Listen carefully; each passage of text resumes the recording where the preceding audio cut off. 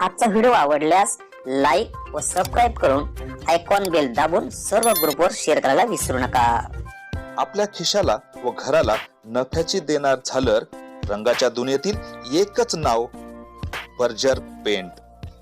अधिकृत विक्रेते Hingne major, Berger paint, Kothari heights, Delhi वेशीजवळ श्रीगोंदा। नमस्कार मित्रांनो, आपल्या सर्वांचं दक्ष टाइम 24 लाईव्ह मध्ये सहर्ष स्वागत। श्रीगोंदा शहरामध्ये नेहमीच अघटित घटना ह्या घडत असतात। याच पद्धतीनं या ठिकाणी वडाळी रोडला डिवाइड 10च्या खाली गट नंबर 135 हा खरं तर पोटे परिवाराचा आहे। या ठिकाणी केवळ जे अधिकाऱ्यांचं जे दुर्लक्ष असतं, जेव्हा पाटाला पाणी सुटतं त्यावेळेस तो पाट स्वच्छ करणं, त्यातली झाडी काढणं, गवत काढणं हे काम असताना त्याकडे त्यांचं सपशेल दुर्लक्ष झालेलं दिसतंय। त्यामुळं आपण पाहतो आमच्या पाठीमागं संपूर्ण क्षेत्र जे कांद्याचं क्षेत्र आहे, ज्याला आता काल परवाच त्यांनी खत दिलं होतं, ते आता पूर्ण वाहून त्याचं नुकसान झालेले आहे। आपल्यावर शेतकरी सुनील पोटे आहेत, त्यांचं एक क्षेत्र आहे, त्यांच्याकडे आपण समजूयात। सर काय सांगाल, आता आपलं हे क्षेत्र आहे याच्यामध्ये काय काय झालं सांगा। चारी डिवाइड व्यवस्थित न केल्यामुळे ती फुटलेली आहे। ती साफसफाई केली नाही अधिकाऱ्यांनी, त्यांचं दुर्लक्ष आहे चारीकडे। आता सध्या कांद्यातून पाणी चालू आहे, पाठीमागे पुढे समोरून पाणी येते। कांद्याला काल परदेशीच खत टाकून पाणी दिले होते, त्याचं भरपूर नुकसान झाले। तुम्ही पाठीमागे पहा, पुढे पहा। मी त्यांना म्हणलं की चारी स्वच्छ करा, नंतर पाणी न्या, साफसफाई नाही। तुम्ही चारी जर बघितली ना, पूर्ण चारीत गाबळच आहे, त्याच्यामुळे नुकसान होते। ते दुर्लक्ष करते अधिकाऱ्यांना व्यवस्थित करून पाणी नाही म्हणलं तर नेत नाहीत। आता आपलं इथलं नुकसान झालेलं आहे, त्या अनुषंगानं जे पाटबंधारे खाता आहे, कुकडी खाता आहे, त्यांच्याकडनं काय भरपाई मिळायची काय अपेक्षा आपली? त्यांनी त्यांचं काम व्यवस्थित करून पाणी मिळालं पाहिजे ना। सगळी नुकसान झाली भरपूर।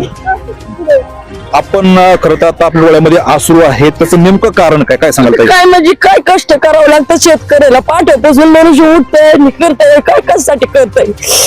रोप विकत घ्यायची, लावायची, बायांचं अजून निम्म्या बायांचं पैसे पण नाही दिलं। कांदा लावलेला बाया कुठून पारगावरून कुठून गारगावरून टमटम करून माणसं आणलेली येतात। कस काही असं बेरोजगारीने असं होतंय। आपला कांदा लावायला एकूण किती खर्च आला काय सांगा? मस्त खर्च आला, आता तुम्ही खरं माणसाला माहित असेल, मला एवढं काय माहिती त्यातलं। तुम्ही विचारा नाही कसं झालंय, तुम्हीच बघा तुमच्या हाताने।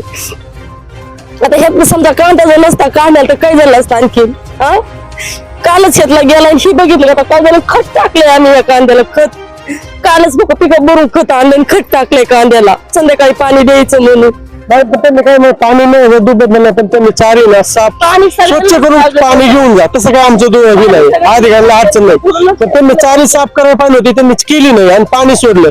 पाणी कमी गेज मिळायचं, आता काळी बरा फुटते माती बिती आहे, आधी कमी गेज मिळायचं, नंतर वाढीत थोडंफार वाढून यायचं, पण त्यांनी एकदमच गेले वाढवायला तर फटकून फुटून गेली चारी। आपल्या ह्याच्यामध्ये नेमकी चूक कोणाची, शेतकऱ्यांची आहे की अधिकाऱ्यांची? अधिकाऱ्यांची चूक आहे, अधिकाऱ्यांनी दुर्लक्ष आहे ना चारीच्या कामाला। शेतकऱ्यांची काय चूक नाही, त्यांनी साफ केली असती चारी फुटली नसती। यामध्ये आपण आणखीन काही शेतकऱ्यांच्या ज्या प्रतिक्रिया आहेत त्या समजून घेणार आहोत। कांदा पोसायला लागलेला होता, 1 महिन्याच्या आत कांदा निघलेला, त्याच्यात चारी फुटून त्याच्यात सगळा पाण्याचा डोस झाला, मातीचा रेवाटा बसला। मग ही चारीचे साहेब अधिकारी यांना काही चारीचं स्वच्छता करता आली नाही का? अगोदर स्वच्छता केली असते तर चारी बी फुटू शकत नाही। तुमची आता काय अपेक्षा? ह्याचा पंचनामा केला पाहिजे, नुकसान भरपाई दिली पाहिजे। कांद्याला बाजार झाले, आम्ही 14,000 15,000 रुपये एकराने कांदा लावून देतो, खत माती घातलेली एवढी नुकसान व्हायची। स्वतः माणूस जेवत नाही एक दिवसभर कांदा लावायचं म्हणलं तर।